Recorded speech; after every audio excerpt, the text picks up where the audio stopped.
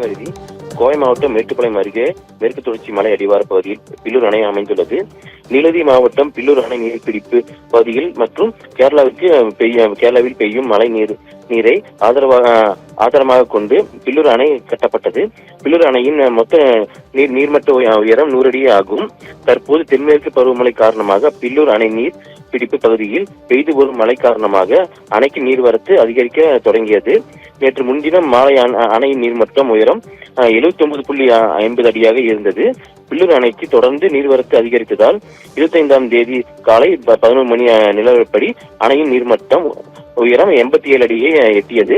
மின் உற்பத்திக்காக 2 இயந்திரங்களை இயக்கியதில் அணையில் இருந்து வினாடிக்கு 6000 கன அடி நீர் வெளியேற்றப்படுகிறது. இதனைத் தொடர்ந்து அணைக்கு தொடர்ந்து நீர்வரத்து அதிகரித்து வந்ததால் அணையின் நீர்மட்ட உயரம் கிடுகிடு என உயர்ந்து இன்று மாலை 7 மணி அளவில் அணைக்கு வினாடிக்கு 12000 கன அடி நீர் வந்து கொண்டிருந்தது. அணையின் நீர்மட்ட உயரம் 87 அடியிலிருந்து 92.50 அடியை எட்டியது. அணையில் இருந்து வினாடிக்கு 6000 கன அடி உபரி நீர் வெளியேற்றப்பட்டது. இந்த நிலையில் அப்பர் பவானி நீர் பிடிப்பு பகுதியில் பெய்த கனமழை காரணமாக அணைக்கு நீர்வரத்து மேலும் அதிகரித்தது. நேற்று இரவு 9 மணி அணைக்கு வினாடிக்கு 15,000 கன அடி நீர் வந்து கொண்டிருந்தது. இதனால் அணையின் நீர்மட்ட உயரம் 94.50 அடியை எட்டியது.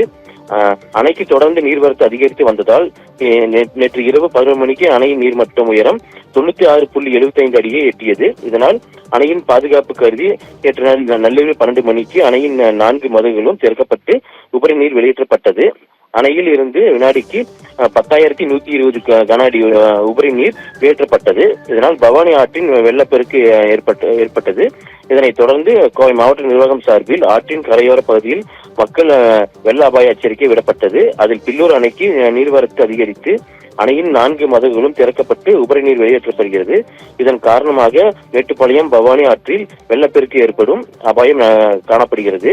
இதனால் ஆற்றின் கரையோர பகுதியில் தேக்கம்பட்டி, நெல்லியந்துறை, மேட்டுப்பாளையம், ஆலாங்குளம்பு, சிறுமுகை, பெத்தங்குட்டை ஆகிய பகுதிகளில் உள்ள பொதுமக்கள் பாதுகாப்பு கருதி தங்களது உடைமைகள் மற்றும் கால்நடைகளோடு மேடான பகுதிகளுக்கு சென்று விடவும் என்று பொதுமக்கள் ஆற்றில் குளிக்கவோ, துணி துவைக்கவோ அல்லது மீன் பிடிக்கவோ செல்ல வேண்டாம் என்றும் அறிவுறுத்தப்படுகிறது.